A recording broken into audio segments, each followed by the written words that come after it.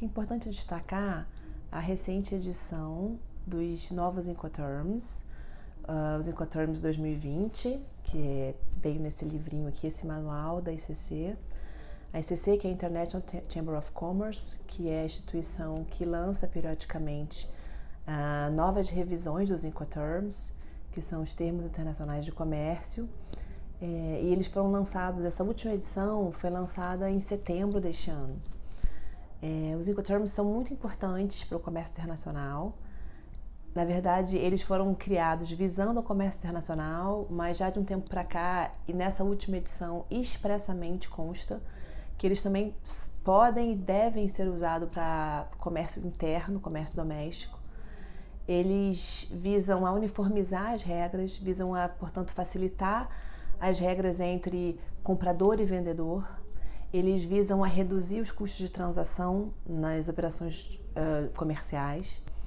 E eles visam também a deixar clara a alocação de riscos, custos e obrigações entre vendedor e comprador. Deixa bem claro do que se trata, como é que é aquela operação comercial, doméstica ou internacional.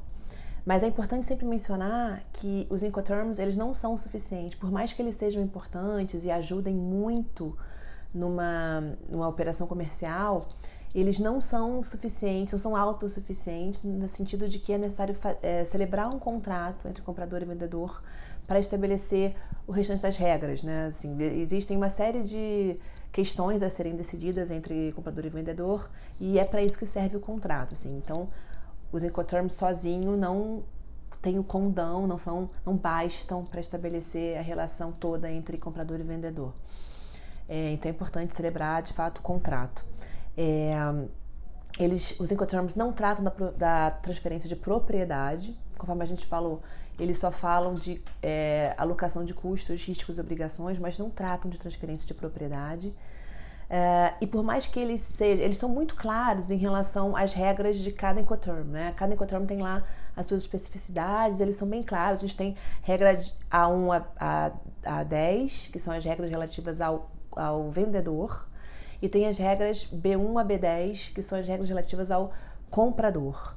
Então está bem estabelecido, está bem arrumadinho, mas não é suficiente, como eu falei, é necessário de fato um contrato para rever, para estabelecer algumas coisas, inclusive também qual é a forma de solução de controvérsias entre aquelas duas partes, né?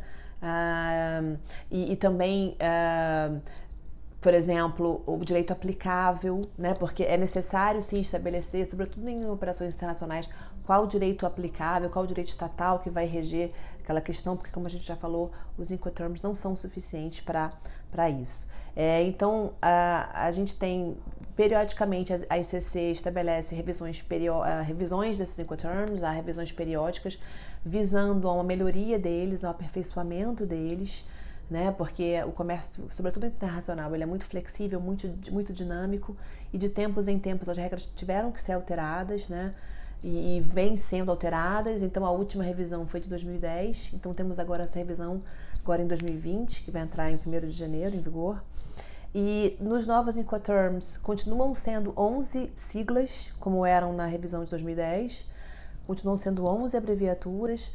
Por exemplo, DAT a gente não tem mais, tem uma série de questões. A gente não tem tempo de estabelecer, de tratar aqui adequadamente de cada alteração que foi feita, mas o mais importante eu diria, ler o manual esse ano está muito, muito claro, ele é muito autoexplicativo, a SCC fez um excelente trabalho no que tange a explicação, né, dessas regras que eu falei, A1 a 10 e B1 a B10, está bem explicado, e é muito importante ler também para que a gente possa escolher o Incoterm correto e apropriado para a nossa operação, porque muitos problemas acontecem porque as partes não conhecem bem os Incoterms, colocam lá um Incoterm, designam um Incoterm que não é o mais apropriado para aquela relação, por falta de conhecimento muitas vezes, e além do mais não estabelecem qual é a edição, né? Enfim, porque como eu já falei, são várias, então não obstante a princípio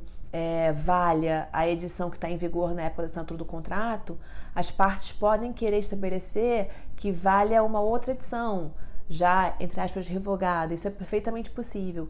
E às vezes elas querem fazer isso, elas estabelecem entre elas que vai ser a revisão do ano X e não colocam isso no contrato. E isso sempre dá problema. Então é importante ver qual é o Incoterm que vai ser aplicado naquela operação comercial, ver que ele de fato se adequa, né, àquela operação, designar bem direitinho qual é a revisão, qual é a edição, né, e se for do ano mesmo que está em vigor, ok, não precisa dizer nada, mas sempre é aconselhável dizer, se for o caso, e também estabelecer qual é o local de entrega da mercadoria, enfim, ou alguma outra situação do descarregamento da mercadoria, alguma coisa assim. É sempre importante estabelecer com bastante detalhamento todas essas questões para que não haja nenhum problema nessa operação comercial envolvendo Incoterms.